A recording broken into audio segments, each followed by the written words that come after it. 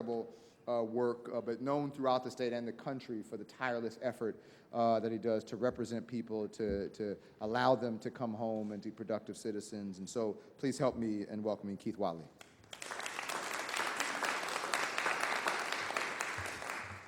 Thank you, David, and thank you, Sean, for having me. I'm happy to be here. This is it's an important time in our state's history. Great opportunities, but a number of significant challenges.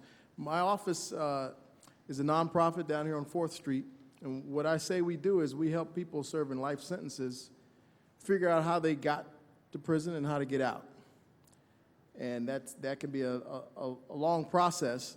The focus, although it seems like it, is not really just on the parole board. We help people change their lives, and along the way, the parole board finds they're suitable for release. And we've had a lot of success. We're up to 140 of our clients have been released from life sentences. And thank you. So every year, those people stay out of prison. Every year, we save the state $8.5 million every year. And none of our clients have been back to prison. That's because they changed their lives. So those are the numbers. You're going to hear from Yanira and Troy and Michael shortly, and they'll give you sort of the real life experience of that process and what it looks like, what success looks like, frankly. But I want to talk a little bit about Senate Bills 260, 261, and what it means for the work that we do and the people who are affected by it. Senate Bill 260 was passed in 2013, and it really was California's effort to implement the U.S. Supreme Court's decisions, recognizing that we have made huge mistakes in treating kids like adults, and we actually have to treat them like kids, recognize that there are some significant differences in brain development, their ability to resist impulses, resist peer pressure, their inability to control their difficult environments, and most importantly, their distinct ability to change, their capacity for change, had been completely neglected, forgotten about. David talked about, he mentioned Proposition 21 back in 2000. In a lot of ways, that was that built off this mythological super predator we started hearing about in the mid-90s. California's version sent thousands of kids to adult prison for the rest of their lives unless they could figure out how they got there. And even then, they had the possibility to be released. So with Senate Bill 260, it recognized we actually have to give those kids an opportunity to come home. That meant that people whose crimes were committed before they turned 18 and got a long sentence, doesn't have to be a life sentence. Most of them are life sentences with the possibility of parole, but it included people who had 50, 60, 80, 100, 200 years. They all of a sudden are now eligible for parole consideration hearings. So it gets kind of complicated to figure out when they are eligible for these hearings, but they either are eligible after 15 years or 20 years or 25 years, depending on the nature of their original sentence. And so that means for the first time they're dealing with the parole consideration process in the parole board. 261 was passed in 2015, and it raised that age to, instead of before 18, to before 23. People who had not yet turned 23 at the time of their crimes and got lengthy sentences, they're eligible for special parole consideration. Again, some of these are people who I've had people with 5 life sentences, consecutive life sentences, who became eligible for parole overnight and then had an opportunity to go appear for the parole consideration. And so both of these changes represented tremendous hope for people who had lost hope. I mean, almost without exception, people who get hit with that much time at age 16 or 15 or 14 lose any hope of ever going home. But at the same time, the challenges are significant because what we're finding is, the process says that there are new rules for considering young people who are now not as young anymore but who are going to parole hearings for these special youthful offender parole hearings. It says they should consider the fact they were young and recognize that they've changed over time. But most of the hearing is exactly the same. It's still a 2 to 4 hour or 6 hour proceeding, and all the important questions that the board thinks are important, at least, everyone has to answer to the board's satisfaction. If you have recent disciplinary problems or you haven't participated in enough programs within the prison, they will find you unsuitable for parole. If they deny you parole today, they will set your next hearing up to 15 years later. I met a guy last week who went to his very first parole hearing under SB 260 and got denied parole for 15 years. We'll see you again in 15 years. Hopefully you'll figure it out between now and then. So I mentioned that the challenge is that about half of the people eligible under these new laws, at least under SB 260, are housed at level 4 prisons. The parole grant overall in all prisons right now is between 20 and 25%, which is very low, but it's a lot better than it used to be. When I first started, it was about 1%, and that was about 18 years ago. But so while it's 20 to 25% for most lifers going to the parole board, for youthful offenders going from level 4 prisons, it's 3%. 3% chance. Now, the Supreme Court said that they have to have a meaningful opportunity for release. But in California, we send them to level 4 prisons where there is no meaningful opportunity for release for anyone. So that it's almost 3% is actually exceptional. At some institutions, some of the level 4s, it's as low as 1%. There are some level 4 prisons that haven't had a parole grant in the 18 years I've been doing this, not one.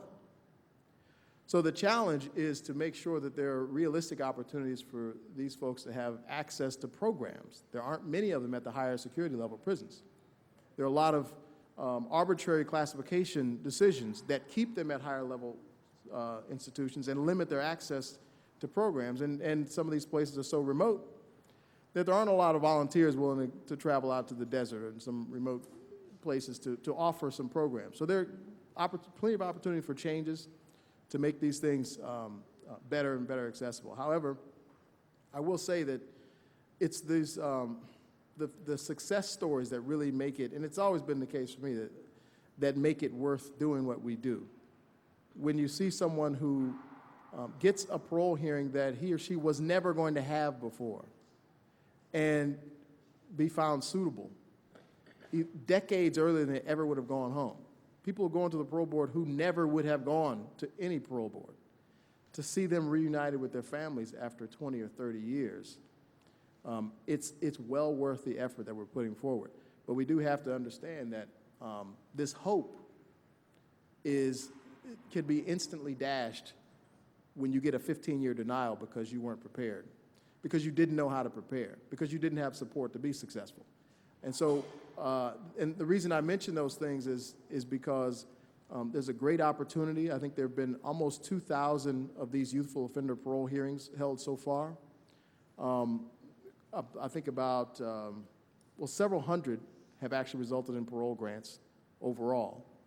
And that's significant. But the parole grant rates at some of these higher institutions, higher level prisons is still a challenge. There are other groups that are affected by some of these new laws, like they have this elderly parole consideration process, which has resulted in quite a few people being released because they recognize, well, people who are in their 60s and 70s aren't likely to present a risk of violence.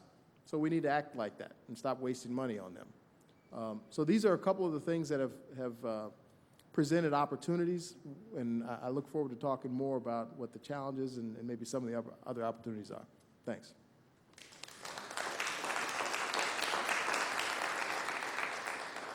Thank you, and thank you for your work. And just for some, level 4 is the highest level security at a state prison. And part of the issue is because it's that high level security, they don't offer hardly any programs. So you have to have completed programs, but they have you in a yard that doesn't have programs. And then, of course, who suffers from that is the person trying to get a grant of parole. Our next three speakers have all been sentenced to life in prison. They're all home, all successful, all doing wonderful, all incredible examples, and can teach us a lot, and are ultimately the experts in this discussion. Yanira Aguirre, who is at the Options Recovery Services. I have somebody I was working with and saw this. He was supposed to come today. She's like, hey, I know Yanira. And so who's been doing some incredible work in Options Recovery Services, which works with many people who come home having been given life sentences, and provides housing and counseling and other services. So please welcome Yanira Aguirre.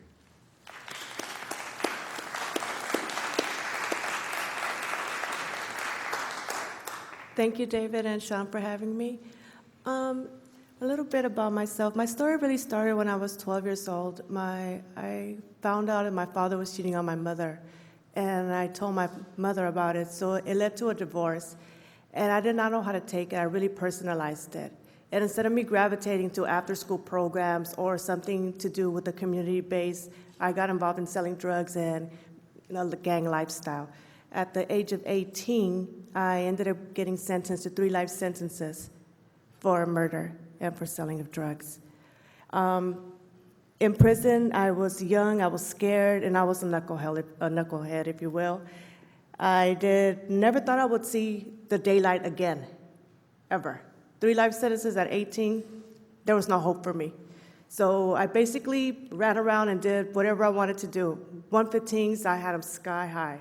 My points kept growing and growing. I didn't see hope. Then one day I decided I want something better for myself. And it started with education. I got involved in college courses, and I realized that I was smart. I was starting getting A's. So I started really applying myself. I wanted change. I wanted to do something with my life. I got involved with programs that the prison allowed to come in, which was very hard. It took a lot of dedication because the staff sometimes would not let us go to the programs because of the unlocks, or who do you think you are trying to become somebody? You're nobody. You're never going to get home. And I was like, no, that's a stigma and I'm going to break it. So I've always had a very outgoing personality, and I was like, nope, I'm going to do this. So I decided to, like I said, continue my education. I got involved in what is called an offender mentor program. And what that is a program that comes in and certifies inmates to become drug and alcohol counselors.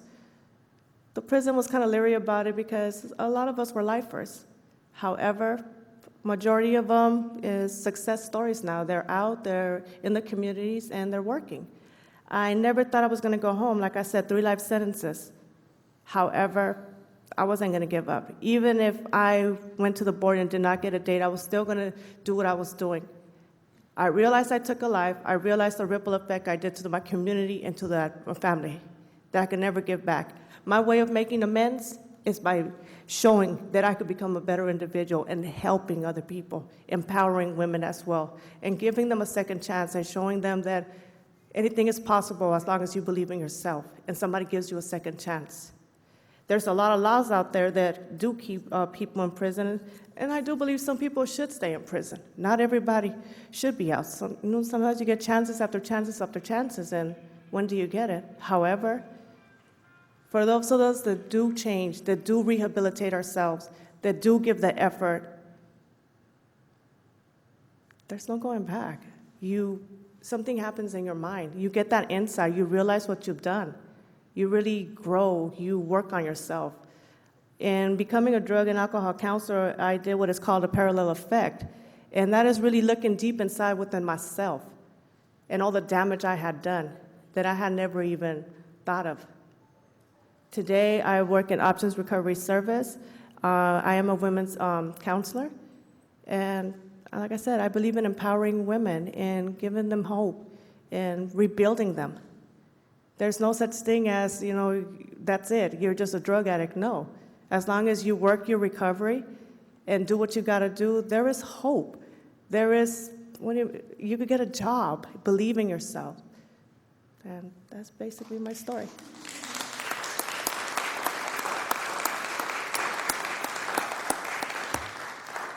Thank you, Yanira. Thank you. Troy Williams is our next presenter, and Troy, who is a media expert, and he really transformed San Quentin Prison in terms of television show and the media available there. He's a columnist with the Oakland Post.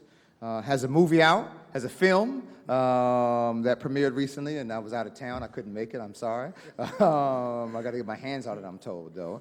But has a film that recently premiered, is doing, if you read his bio, he's involved in everything, and to talk about his experience and the work he's doing now. Please help me welcome Troy Williams. You know, the first thing I want to do is really thank Keith Law and Uncommon Law. I wouldn't be home if it wasn't for him and what Uncommon Law did. Keith does a lot for a lot of people, and seldom does he often ask people for help in return. And so I just want to put that out there. If there's anything people can do to assist Uncommon Law, do so. Because to have someone believe in you when the world has given up on you, it means a lot. So I've been home about 18 months, and I spent 18 years of a life sentence, and that means that not knowing when or if you'll ever come home. It was year after year after year, my daughter would ask me from the age of 8 years old, "Daddy, when you coming home?" And I never had an answer for her. And at the same time, you know, I have to always pay respect to the harm that I did, not only to my children, but to the victims of my crime as well. Since I've been home, as David said, you know, I started my media production company up, so I'm doing film work. I'm working for the Insight Prison Project. I'm training the trainers that go inside the prisons to do the work. I'm working with youth. There's a lot that people like us have to offer to the community. So it's not just about us coming home and staying out of trouble. It's saying that I'm home and there's a level of expertise that I have that nobody else in this state has. I don't care how many years you spent in school studying the criminal justice system. Until you spent 20 years or better inside one, you don't know more than us about the system. And I say that as humbly as I possibly can.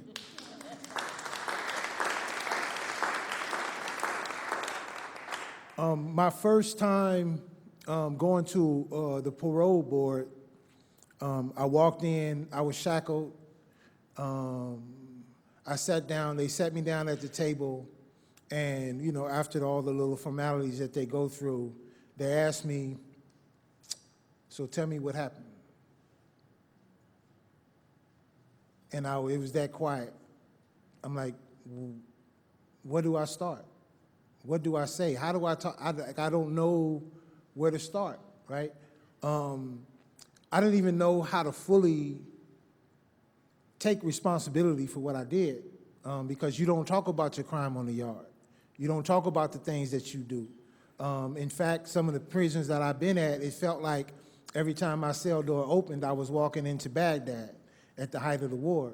And so I'm living in this, I'm already traumatized when I get to prison, because that trauma is what led me to prison in the first place. And then I get there in this really hyper-vigilant battle zone, and I'm expected to change without any tools or resources to do so. That's very difficult. It's very difficult to walk the streets of Baghdad and not feel like you need a weapon. So I really want to point that out, that there's a lot of men inside who want to change, and I was one of them, and I just didn't have the tool set. And at the same time, there's a lot of stigma that media puts on people inside that is just not true. For every one incident that people hear about out here in the community, there's probably about 50 that a given set of peacekeepers run around the prison putting out fires, right? And trying to keep the peace inside, right? So, you know, I've basically been one of those men inside who, you know, sat at the United Nations roundtable with every, you know, different force inside of a prison system trying to negotiate some of that. Marvin Munch being in the audience, one of my brothers on the inside. In 2006, there was a big melee riot at San Quentin State Prison where men were actually medevaced outside the prison. Big riot happened. And so the older guys got together, and we were like, we didn't want San Quentin to turn back to the San Quentin of old. And so we got together and formed the Day of Peace Committee. We raised money and served over 1,500 men on the yard, Subway sandwiches, and had music, and just had a nice, peaceful day inside the prison system. A lot of times, officials don't want the public to see that because the public is supposed to be tough on crime, and the public is not supposed to see people inside having the appearance as though they're having a good time. But I ask people this question: who do you want coming home, right? You want the big, badass, angry dude, Big Bone, the gangbanger, who, was holding gun to people's head and robbing them coming home? Or do you want Troy Williams, the aspiring filmmaker and, youth advocate at home in the community working with our kids? Because one of us is coming home, right? And society has to figure out which one they want. And I think society is making that decision, has made that decision. I don't necessarily fit in the categories of the new laws that change. My cases have always been pretty violent, but I do fit the new opportunities. If it wasn't for California going broke and the people in California realizing we need to make a change, like we're spending more money on prisons than we are, on our school system, then they would have never saw fit to let me go because my record dictates that I'm someone who would get out according to, them, who would get out and just be, a detriment, diminish to society, so to speak. And what we lifers are proving coming home is just the opposite. I've watched men inside the prison system stop somebody from losing their life on the telephone from inside the prison system. And so the public never hears about this. The public never hears about the good things that happen inside of the system. And that's a shame, right? Because there's this stigma about who we are and what we can offer to society. And society is left without the benefit of decades of experience. I had to answer for myself, how did I go from being this kid who literally has so much reverence for life that I wouldn't step on an ant? I would not step on an ant, literally, I would not step on an ant, to being a gun-toting, gang-banging felon. How did I make that transition? And even more so, how did I make the transition back? Right? I think that's a knowledge base that our community needs, and that would do a lot to help change our community if we utilize the resources. We also need people in the corporate world to realize the gift that men have to offer, right? So when people are coming home and I'm trying to do the right thing and I go to your corporate office and you tell me no because you have a criminal record, well, Pookie and Ray Ray on the block always got the door open. And when it comes time for somebody having to eat and don't have the wherewithal, the fortitude to stay on that correct journey, they gonna backslide into what led them there in the first place, which means somebody is gonna get hurt, which means public safety is affected, right? And so I think we really as a society have to think a lot differently about what public safety means and who the men are that's coming home and how we can contribute. And I guess I'll leave it at that. Thank you.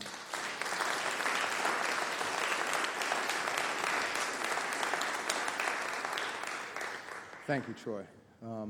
Our last presenter this evening, Michael Mendoza, and I've known Michael for a little while since he's been home, and been calling my friend, and I try to beat him at bowling every now and then. Like Yadira and Troy, Michael has done a lot since coming home. He's a full-time student at San Francisco State University. Soon will earn his BA. He is currently working at the Center for Criminal and Juvenile Justice, the CJCJ in San Francisco, working with young people on probation. And he's a member of the Anti-Recidivism Coalition, ARC, formed and founded in Los Angeles by Hollywood producer Scott Budnick, but has grown throughout the state of California.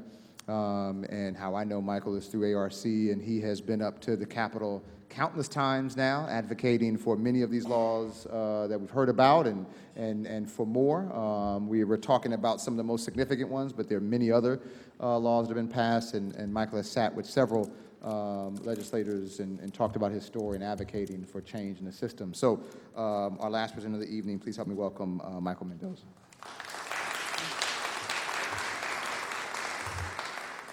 Thank you, David. First, I just want to say it's a great pleasure to be here to share my story with the rest of these men and women. I really appreciate the fact that all of you are here. Shows that you care about the subject. So, a little bit about my backstory. I grew up in Southern California. I'm Mexican American. And at a really young age, I made really terrible decisions. I joined a gang at the age of 13. And with that came more bad decisions. When I was 15 years old, I participated in a gang-related murder. There was about 4 of us all together who committed this very horrible crime. And we were all under the age of 18. So at 15, I was tried as an adult, given a 15 to life sentence, and for the last 17 years grew up in prison. And as we've already heard, it wasn't an easy thing to do to grow up in prison. There are a lot of obstacles. The environment is just very violent and stressful, so it takes a toll on you mentally and physically. However, throughout the time, growing up in level 4 prisons, things change. With the help of family, with the help of the few supporters that you do have left, who hold you accountable. And I think for me, that's what was most important from the support group that I received was accountability. Because with that accountability came a self-reflection, digging within inside of myself and realizing that the choices I made were very, very immature, were very irresponsible, and affected so many people. So, through the education, through family support, I was able to work my way down from level 4s to a level 3 and then eventually to a level 2. And around that time, SB 260, which my dear friend Keith Wally already spoke about, came into pass. So I just want to use an example of how important this bill was, not only for me, but thousands of other men and women. My first hearing was in 2010, before SB 260. And when I went to this hearing, at the mention of my age, at the age of 15, the board members would use that as an excuse, would say that your age at the time of the crime is really not relevant. We can't consider that as a factor.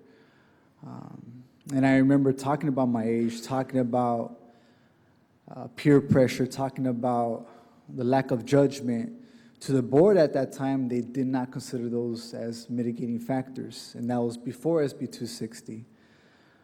Now with SB 260, 3 years later, I was able to talk about those things, not as excuses, but as factors as to what may have influenced my decisions at that time. The main thing for me was to show maturity, to show that I was no longer that 15-year-old boy who made irrational, impulsive, and immature decisions.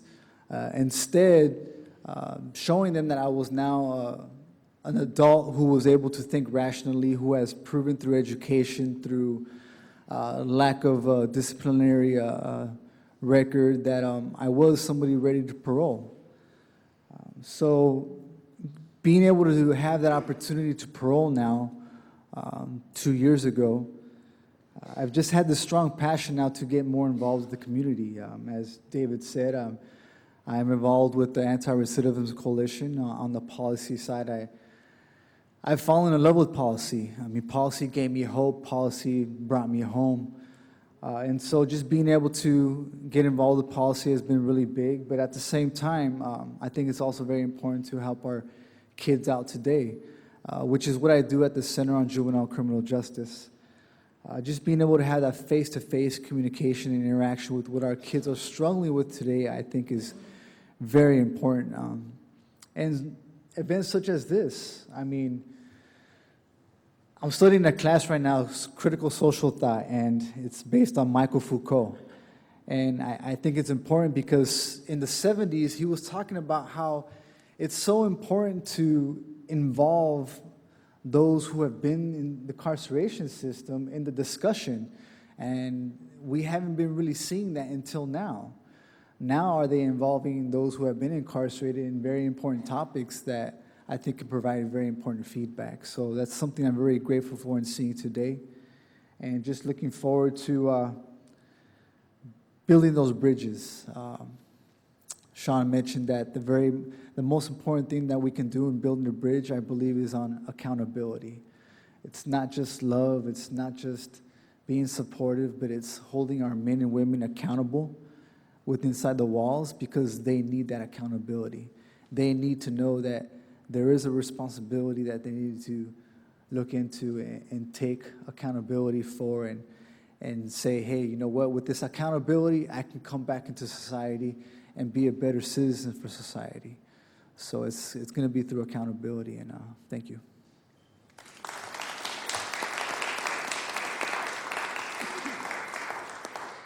All right, it is that time. So first, let me say thank you to each and every one of the panelists. Let's give the entire panel a big round of applause.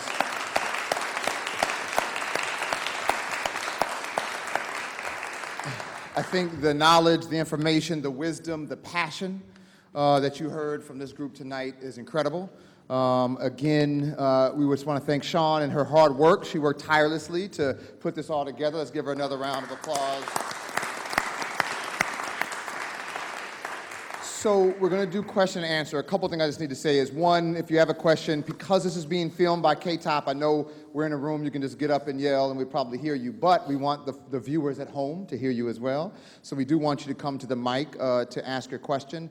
Secondly, I just want to say, because there's this incredibly important event, very deep event that I need to run to, that's going on. See, some of you all know what I'm talking about.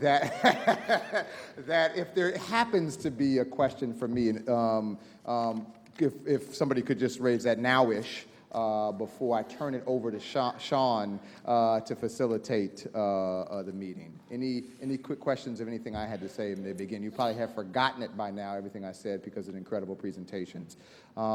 So appreciate that. And yes, sir. Up here. Yeah, don't be shy. Sean's gonna make you People do like that. wait until the first. Come on up. Are you okay? Yeah. Okay.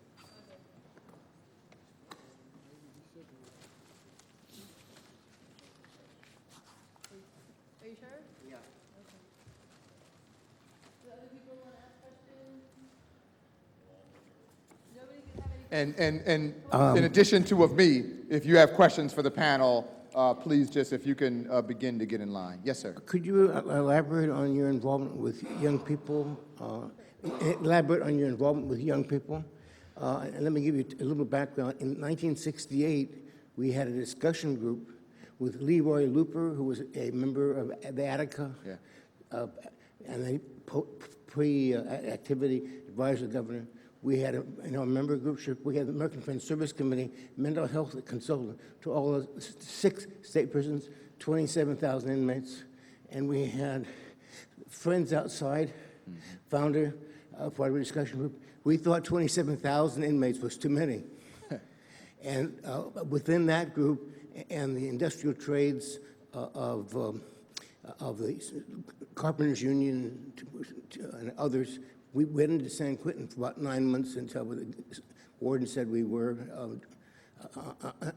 not part of the acceptable group, what have you, for pre-release counseling for the industrial trade inmates.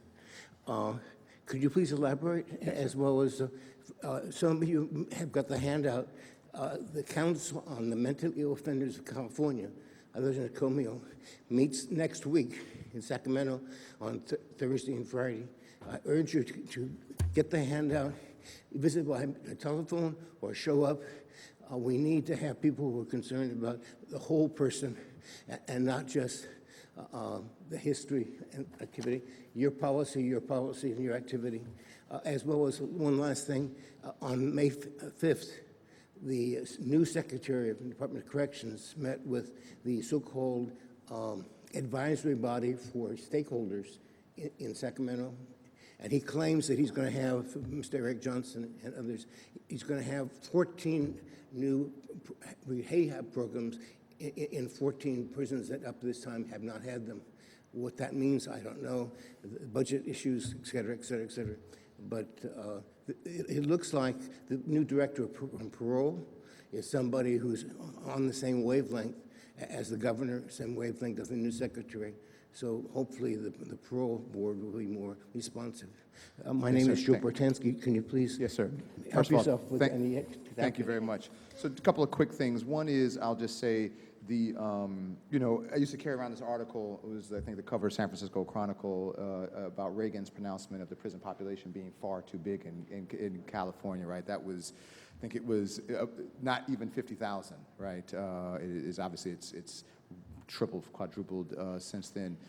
So around young people, what I'll say is I personally have had the privilege over the last several years of working with several organizations in the city of Oakland, which I'll come back to, but separately, I'm also a federal court monitor in Illinois over the juvenile justice, a consent decree over the juvenile justice system there, and I have the opportunity to go there and meet with young people and make sure that they are getting paroled. And the work that we've been able to do there is the numbers, I won't quote now, have been quite astronomical in terms of the number of youth getting paroled from the juvenile state system there. But in Oakland, I'll just, of all the things that I had the opportunity to do, this Anti-Recidivism Coalition, which is based in Los Angeles, is opening up a Sacramento office, not just for the policy, but also direct services in a few weeks. And we have a core, incredible group of young men here and women in Oakland, and we'll be opening up an Oakland office soon. But the city of Oakland has, the voters approved Measure Y for 10 years and recently reapproved another 10 years under something called Measure Z, which gives about $7.7 million a year to violence prevention activities. And many of those organizations who are recipients of those funds, community-based organizations, I have the pleasure of working with. And so the Mentoring Center in Oakland, Oakland, California Youth Outreach, Civic Corps, Youth Radio, Youth Employment Partnership, these are organizations that do incredible work with young people on probation, young people who are so-called at risk.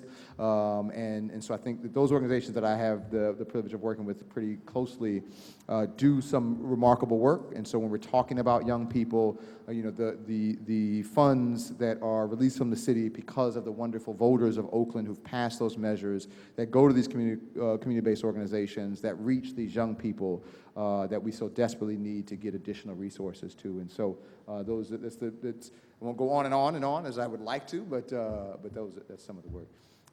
And assuming I'm going to transition it to Ms. Sean Rowland to begin, but please, the next question.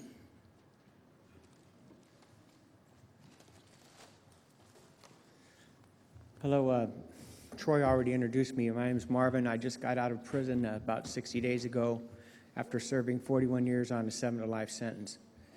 I went to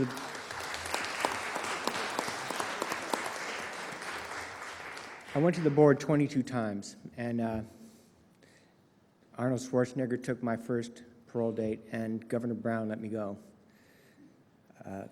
I was 18 years old. I was about 11, maybe 12 days past my 18th birthday when I went to jail and eventually was convicted and sent to San Quentin. While at San Quentin, I became a member of the Prisoners Union, which imploded shortly after that, and we took that platform and formed San Quentin's Men's Advisory Council, which advocated for prisoners' rights from the early 70s on. And I chaired that for close to 22 years. And so when he talks about what happened inside, and when I come to these things, I'm speaking to you today with the pleas of people still inside echoing in my ear.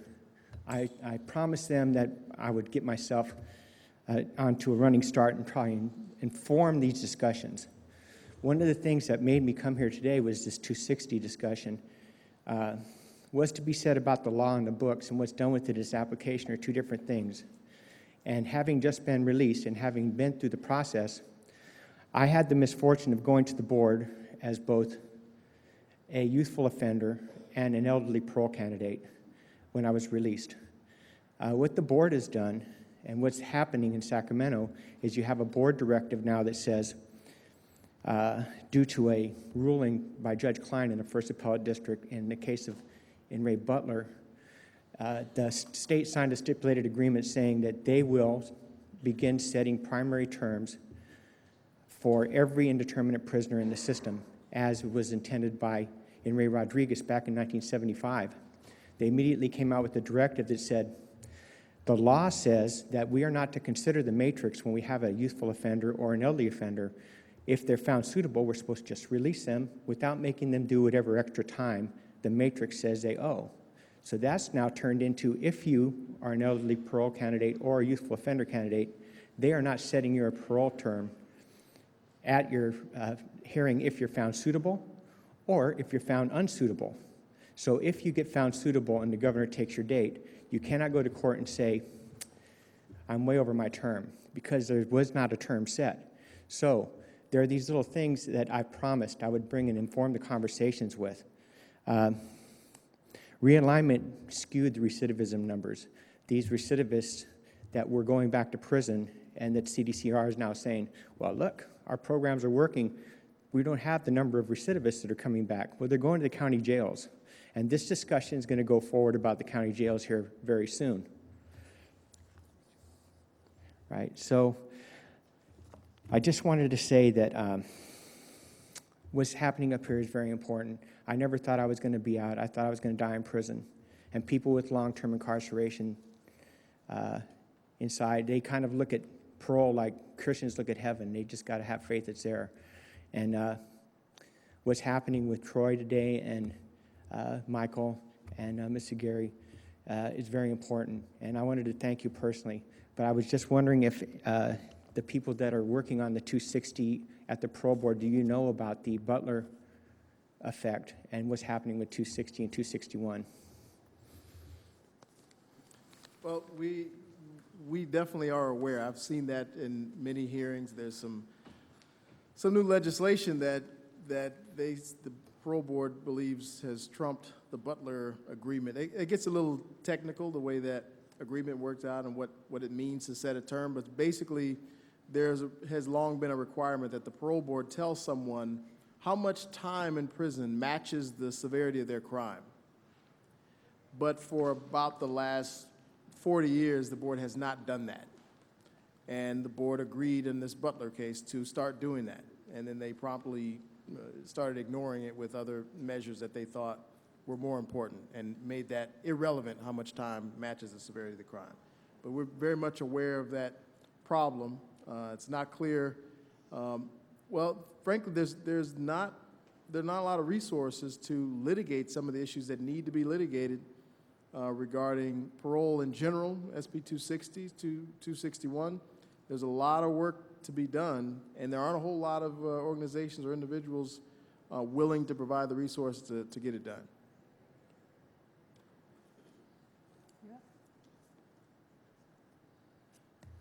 Thank you all for incredible presentations and for the wonderful work you're doing.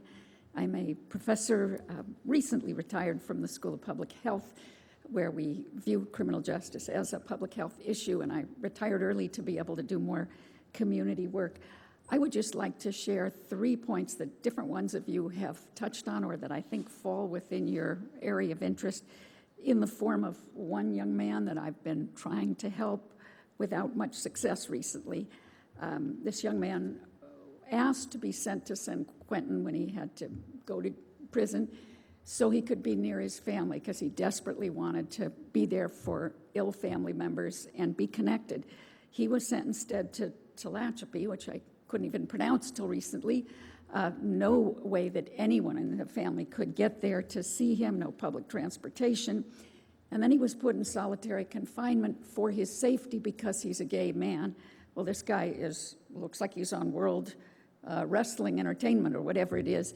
He's very strong. He can protect himself, but he did not want to be in solitary, and they didn't let him out. Finally, he was able, to get released, thanks to some of the work you've all done with the sentence reduction and another reduction, all kinds of plans, job lined up, everything together. But he was told you have to go to a halfway house for the first few months. He was totally willing, excited about doing it, wanted to stay, off drugs and everything else. And then he gets there and they say, oh no, there's a long wait.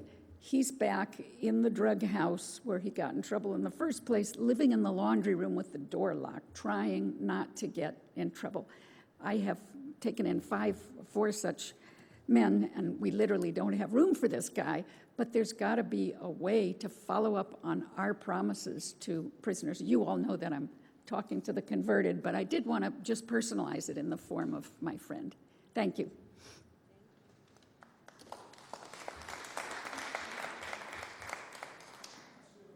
Contact me later. It's- We'll talk. I'm not sure if I understood what you were asking.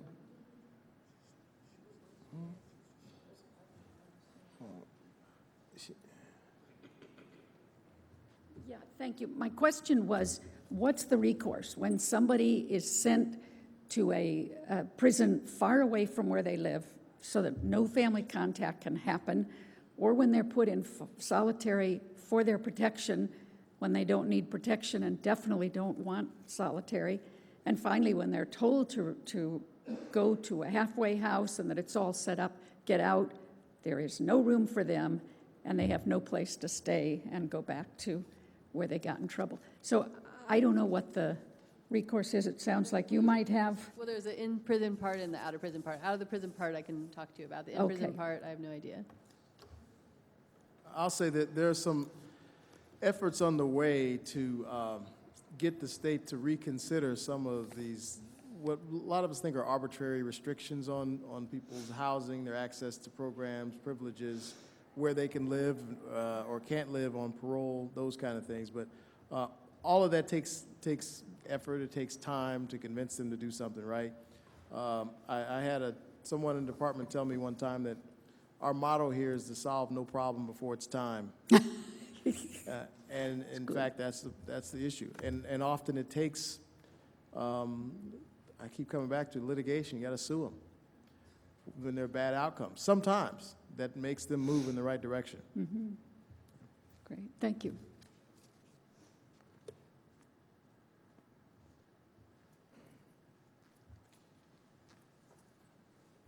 How you guys doing? You guys all did a great job. A little nervous up here, but a lot of the comments you guys said were very interesting. The gentleman that was speaking in the beginning was talking about the numbers of how much is being spent on our youth to be incarcerated. I mean, I've been counseling with youth and lifers as well for about 5 years now. I know a kid that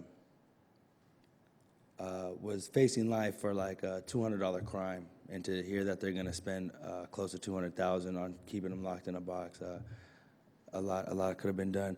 I'm just wondering. I have a nonprofit coming up myself, and I really enjoyed this thing. I just kind of wanted to put it out there for everyone and ask to you guys if there. I heard you guys talking about that there is definitely a problem. Was wondering if there's going to be some kind of open forum where we can talk about solutions and stuff like that, with everyone kind of putting out ideas, because if you guys had something like that, I'd be really interested in contributing or hearing what everyone else is trying to do so we can kind of get something together.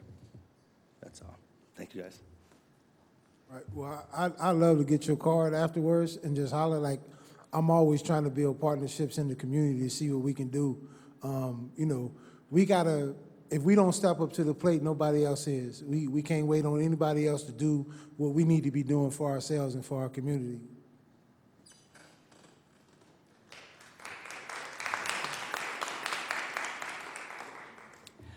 My first involvement with prisons was in Louisiana with the Free Gary Tyler Committee.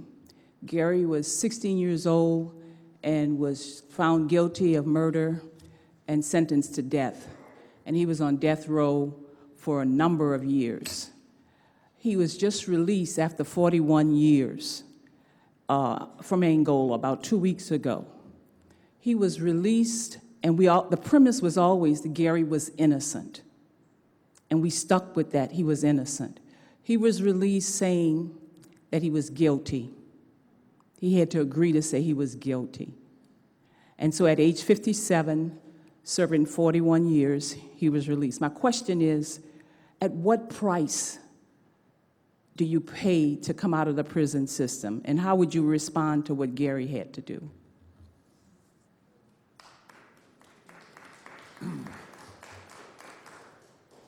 You know what, it's kind of a catch-22, right? Because especially when you're dealing with the older brothers who just had a different level of integrity and walk about themselves. So, you know, your word is kind of all you got, right, when you're in that world.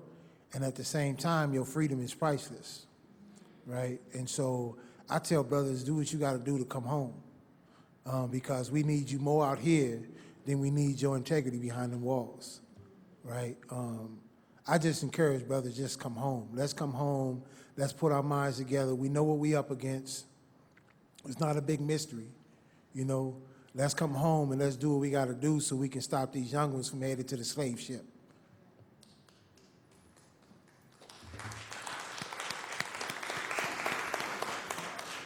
Unfortunately, that seems to be a case for a lot of women also, that they're innocent and they claim that they're innocent. They spend numerous years still in prison.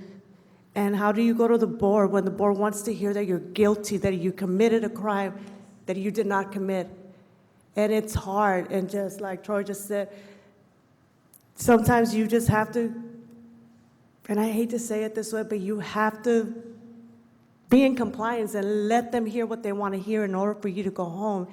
I don't agree with it, but unfortunately, that's how our system is, and hopefully one day we could break the cycle, but it's going to take just a lot of effort, because there's a lot of people left behind those walls who are innocent, but in society's eyes, they're guilty.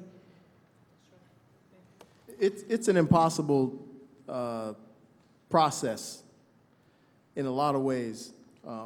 Technically, the law prohibits the parole board from requiring someone to admit guilt to anything in order to be released. But as a practical matter, these parole commissioners consider your attitude about the crime. If your attitude is messed up, you will stay in prison. That said, I've had a number of clients released who've always maintained and still do maintain their innocence. Every case is very different. The circumstances that lead to it, the way you show the parole board you're in a different place, regardless of whether you did this crime, changes from one case to the next. So I don't give up, but it's still a very, it's an impossible situation for people to be in. It's very, very difficult.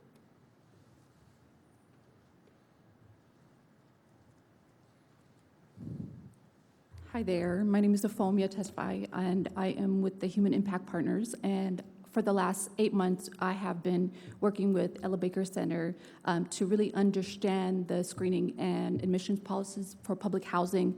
And one of the particular areas that we chose was the Oakland Housing Authority in the Oakland area. And one of the things that we've been able to do is to look at the intersection of criminal justice and housing. As we know, housing is a fundamental right and a fundamental factor in helping people to reunite with their family. And so one of the things, while we heard today that OHA does a great job of really helping people to overturn decisions and have mitigating circumstances, we've come out with a number of recommendations around screening policies and having mitigating circumstances be submitted as part of the application process, and also having race be something that is tracked all the way from the beginning to the end, so that we can really understand the disparate impact on people of color, because we know that HUD has come out with some guidelines really talking about how there is a likelihood of individuals from these communities having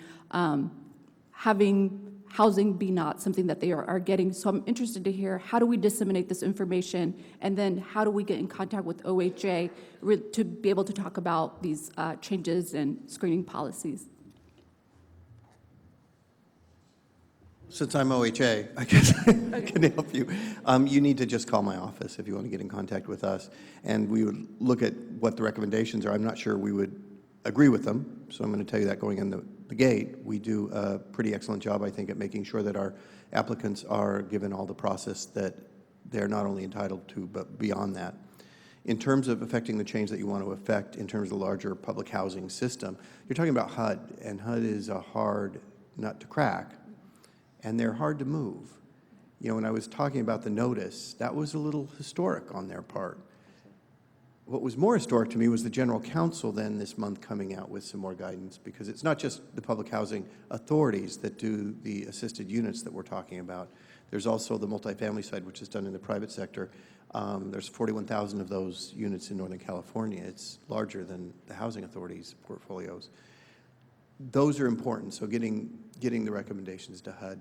HUD is admitting in that notice, if you haven't read it, that there's a disparate impact on crime based on race. And I think that's an important thing. I don't know what, they would have to put in changes saying, we need to track this, because your housing authorities are not going to track one more thing that they don't need to track at this point, because it's so expensive to administer the program anyway. Sounds easy, but it's really not when you add anything. And then it all has to be uploaded to HUD, and then HUD has to do their work with it. So it's a heavy lift, but I would be interested in hearing it. If you want to call my office, that would be fine.